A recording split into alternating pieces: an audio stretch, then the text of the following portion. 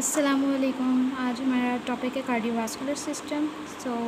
Cardiovascular system में पहले आ जाएगा हमारे पास स्ट्रक्चर ऑफ हार्ट, देन हमारे पास आएगा कि डिस्ट्रीब्यूशन कैसे होती है सिस्टेमिक ब्लड फ्लो की वेरियस ऑर्गन्स और टिश्यूज़ ऑफ द बॉडी जब वो रेस्ट की पोजीशन में होता है, जब स्ट्रेनस एक्सरसाइज होती है। डिफरेंट ऑर्गन्स को हम रिलेट करके देखेंगे। देन हमारे पास आ जाएगी परसेंटेज इंक्रीज़ और decrease in blood flow millilitre पर मिनट कितनी है डिफरेंट ऑर्गन्स में जब स्ट्रेनस एक्सरसाइज जो एथलीट्स की होती है।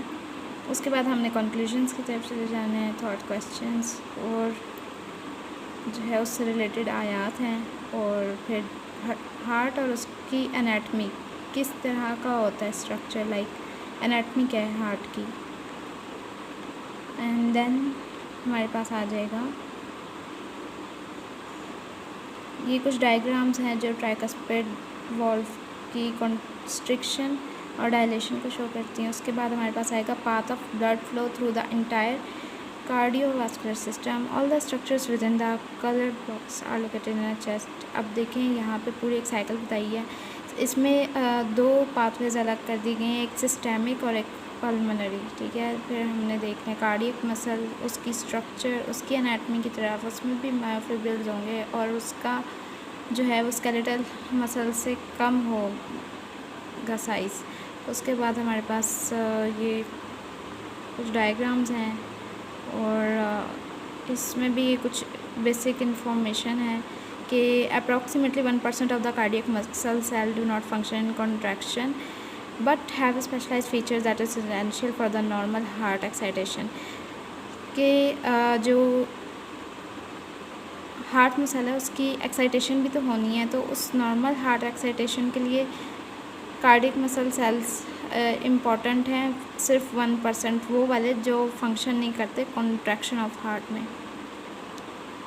देन फाइनल पॉइंट की तरफ चले जाएंगे और इसमें है कि कार्डियक मसल सेल और सर्टेन सेल्स जो हैं एट्रिया में वो सिक्रेट करते family of peptide hormones. Peptide hormones related to the proteins और इनको कलेक्टिवली कहते हैं एट्रियल नाट्रियोरेटिक फैक्टर।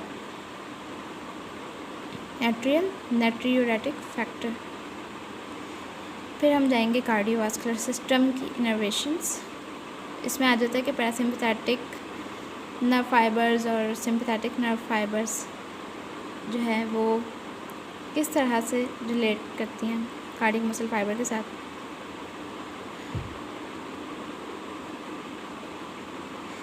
इसमें हम पोस्ट गैंग्लियोनिक फाइबर्स जो रिलीज़ करते हैं नॉरएपिनेफ्रिन उसको स्टडी करेंगे, और फिर पैरासिम्पैथेटिक जो रिलीज़ करते हैं प्राइमरी तौर पे एसिटाइलकोलिन उसको देखना है, और फिर receptors for norepinephrine on cardiac muscles are mainly beta adrenergic.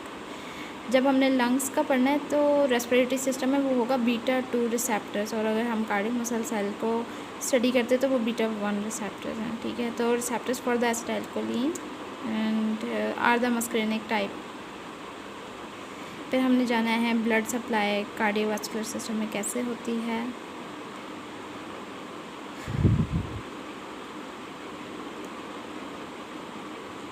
तो हमने एक पूरा इसकी लेवल ऑफ ऑर्गेनाइजेशन बता देनी है स्टार्टिंग टू एंडिंग के जो ब्लड है वो कहाँ से उसकी सप्लाई स्टार्ट होती है और कहाँ पे जाके एंड होती है। फिर जो बात हम मोस्टली हमारे पास एक पॉइंट आता है वो ये कि कोरोनरी आर्टरी जो है वो और कोरोनरी वेन ये दोनों जो है रिलेटेड हैं हार्ट से। ठीक है, इसी तरह से पल्मोनरी आर्टरी और पल्मोनरी वेन जो है वो रिलेटेड है लंग्स से। तो कोरोनरी वेन्स जो हैं वो सिंगल लार्ज वेन है, और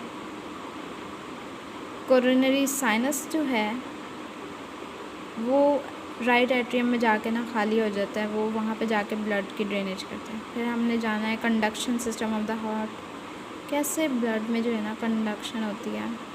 ये नर्व इम्पल्स से रिलेटेड है कि एक नर्व इम्पल्स जनरेट होगी ऐसे नोड पे, ये पेसमेकर है। पेसमेकर वहाँ पे जहाँ पे फर्स्टली जनरेशन होती है नर्व इम्पल्स की, इलेक्ट्रिक पोटेंशियल जनरेट होता है, राइट।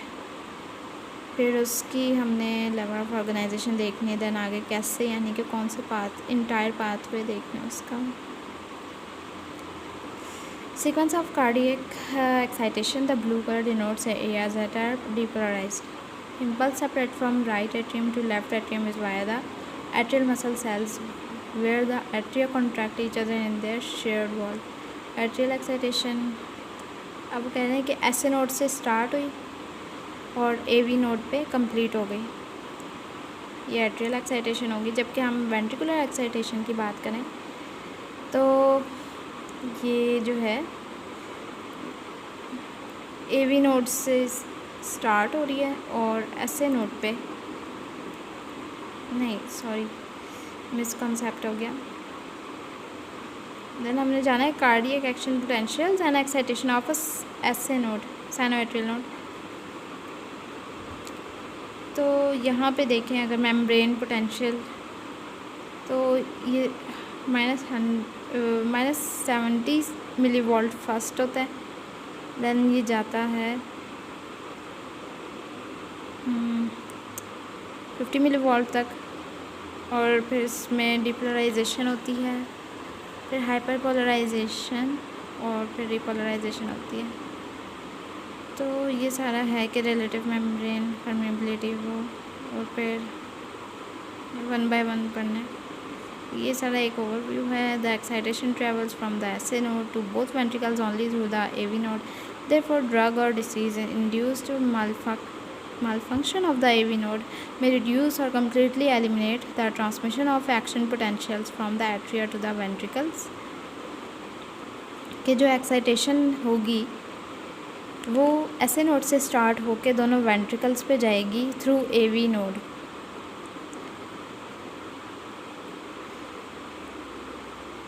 तो जो ड्रग यूज़ होनी है यहाँ पे और जो डिसीज़ है, ड्रग और डिसीज़, वो इंड्यूस करेगी malfunction of the AV node, और उसमें जब एक डिसऑर्डर आ जाएगा तो वो रिड्यूस कर देगा complete elimination of the transmission of action potentials from the atria to the ventricles, because improper functioning start हो जाएगी, क्योंकि यहाँ पे जो है ड्रग आ गई और डिसीज़ जो है उसके कुछ जो फैक्टर्स हैं उसे इफेक्ट करेंगे। अब क्या होता है कि ऑटोरिथमिक सेल्स जो हैं बंडल ऑफ हिस में, वो ज़्यादा देर तक जो है SA नोड पे नहीं जाएंगे, बल्कि क्या वो एक्साइटेशन को इनिशिएट कर देंगे जो कि इनकी अपनी इनहेरेंट होती है, यानी कि इनकी खुद की जनरेट की भी होती है, और फिर पेस मेकर बन जाते हैं ये वेंट्रिकल्स के। इसीलिए इसको कहते हैं autorhythmic cells in a bundle of his.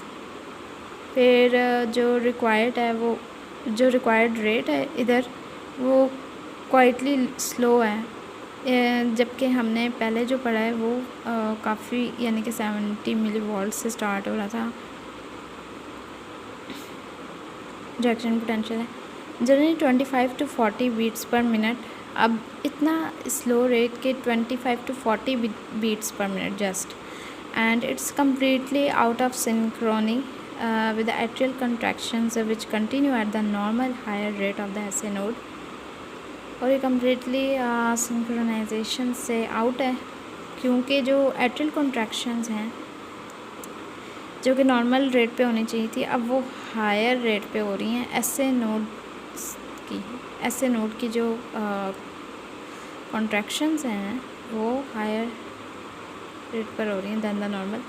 Under such conditions, the atria are ineffective as pumps since they are often contracting against closed AV valves. Fortunately, atrial pumping, as well as we shall see, is relatively unimportant for cardiac function except during strenuous exercise। अब इन conditions में क्या होना है कि जो atria है वो ineffective pumps हैं के तौर पे काम करेगा और कॉन्ट्रैक्शन भी शो करेगा against the closed AV valves, atrioventricular valves के अगेंस्ट इसने काम करना है इन पम्प्स ने।